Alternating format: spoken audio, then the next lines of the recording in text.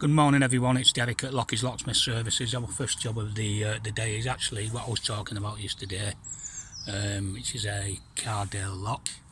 And what's happened with this is we've been asked to change the barrel actually because there's actually a key stuck in the lock. And as I can see from that, it doesn't appear as if there's, it looks as if it's right and it's on the outer edge, so it's locked up.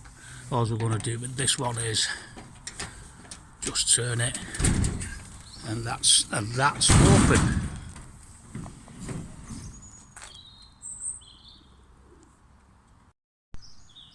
So like I said, when we're changing these, it's open.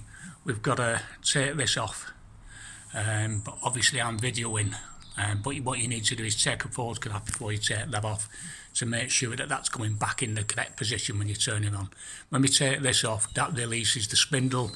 Then there's two screws underneath that release the handle that allows us to take that out.